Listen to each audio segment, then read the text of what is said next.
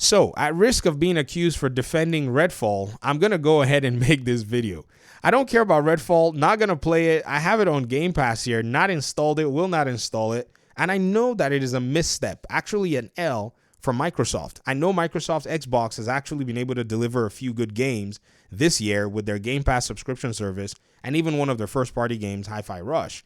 But Redfall is definitely one of those games that they showed 60 FPS gameplay before launch, but then they decided that, no, we're not going to be able to drop it just yet because it's going to be coming with a patch at a later date.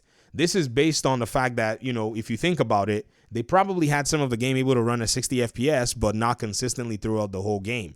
This is probably the most likely hypothesis. Today's video, nonetheless, we're going to be looking at a games journalist that wrote two different articles where one of them, they pretty much are saying that, sorry, Redfall, I'm not going back to 30 FPS console games.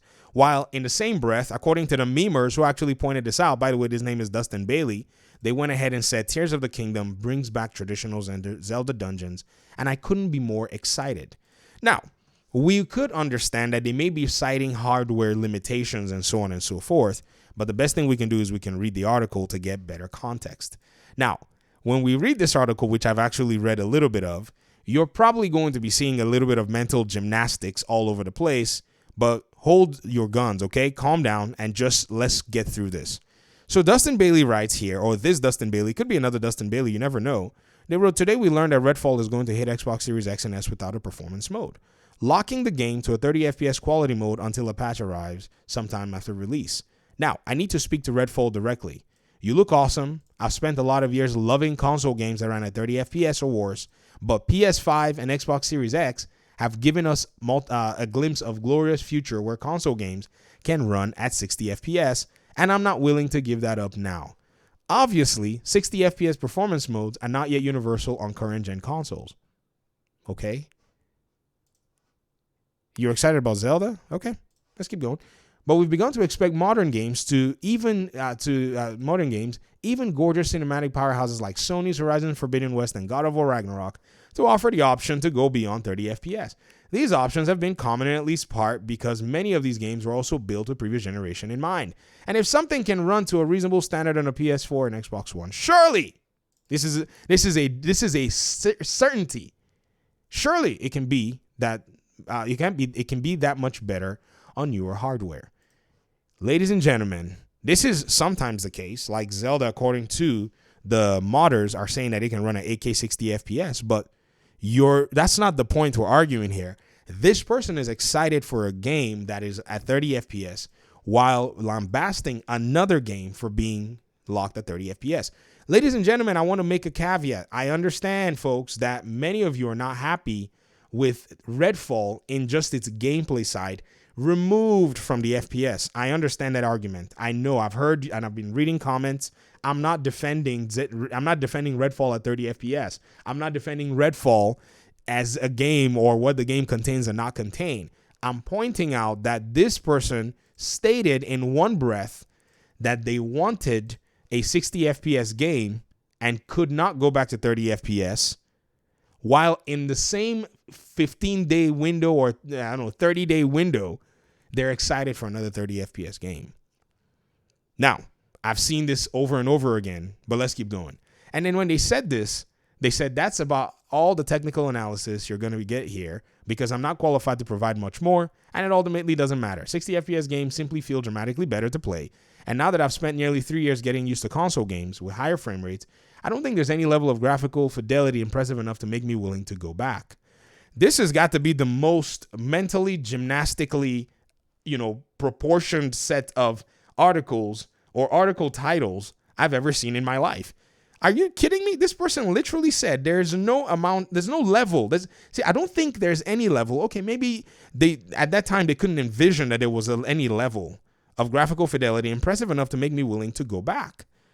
But yet, they're excited and going back literally right here. Now, I also want to be as consistent as I possibly can because if we actually look at both articles and the dates within which they were written, it's not necessarily the 30-day window per se. We need to be very consistent about that as much as we possibly can. But, it is a more recent switch in position. So let's go ahead and look at the date so that we can understand exactly how many days. Because I said 30 days, but it may not have been 30 days specifically. I don't want to go say something that is not necessarily accurate. So here they published this article about, sorry, I'm not going back to 30 FPS on April 12th, 2023. And then 3 days ago, basically May 10th, 2023, so not exactly 30 days, they are excited about going to Zelda. Now, I don't necessarily know what in the world is going on. I think it's fashionable to dog on games that you don't like, while at the same time, games that you like, you could be excited for them regardless, even if they're literally doing something similar that you didn't like in other video games. Again, Redfall, holds its L's. It could do whatever the heck it wants. Gamers who try to play it and could try to give it a chance and are disappointed by it, they have their reasons for actually doing that. But then again, I can't necessarily take a lot of these concerns, seriously, because, it's a little disjointed how everything is.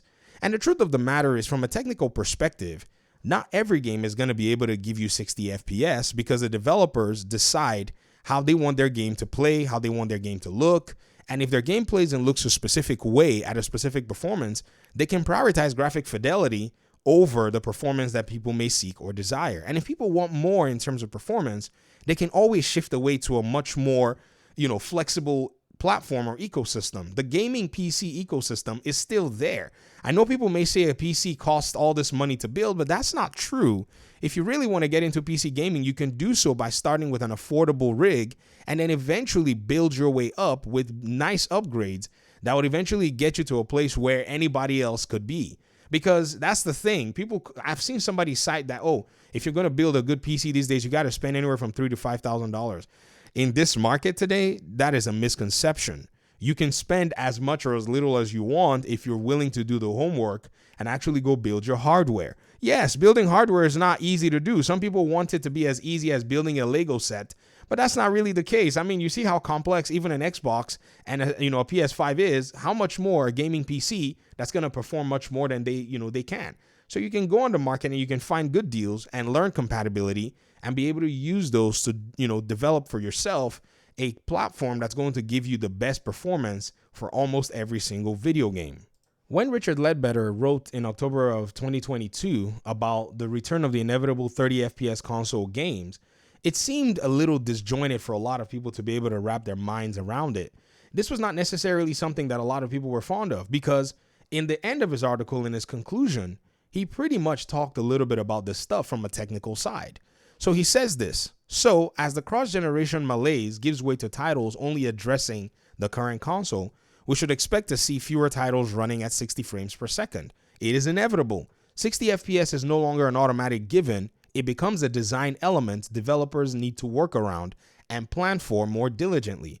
Based on what we've seen so far, I think the biggest surprise is that we're already seeing titles facing CPU challenges. In the case of Gotham Knights, it's difficult to understand why a relatively basic open world is causing these problems, but looking at A Plague Tale Requiem, Multitude of Rats, or examining how CPU intensive Unreal Engine 5 is right now, even on high-end PCs, there are valid reasons why 60 FPS may not be attainable. And ultimately, we need to trust the developers to deliver what's best for the game. And if performance really is a top priority, the PC platform will always be there for you. So ladies and gentlemen, even he himself is admitting that he doesn't necessarily know why we're seeing these possibilities or impossibilities in game development. The particular expectation to me is not factoring in the hardware limitations that you can face in relation to how the game is developed, because the hardware is a fixed point, but the game is a dynamic entity in terms of how both of them interact, because somebody could be doing one action or a different set of actions in a different context, and then the hardware has to compensate for that at the same time. And as much as QA testing would do as much work as possible, there are going to be always scenarios where some things just don't necessarily gel at the end of the day.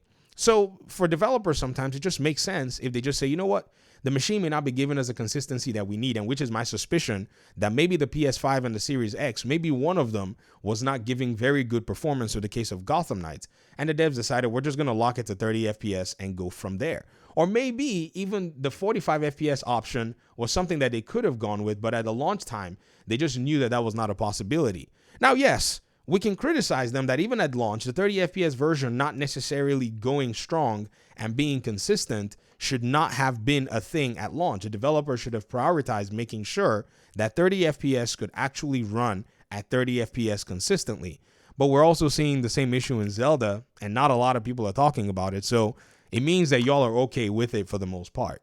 But anyways, I'm just get out of here, and I'm just going to leave this over here so that we can chew on this, because the hypocrisy is wild. I can't really believe my eyes as to what it is I'm seeing with the way people are categorizing all of these games. And keep in mind, again, I'm not defending Redfall. I'm just saying that there's a hypocrisy that seems to be very prevalent here in this so-called gaming conversation, and we really have to call it out. Peace out.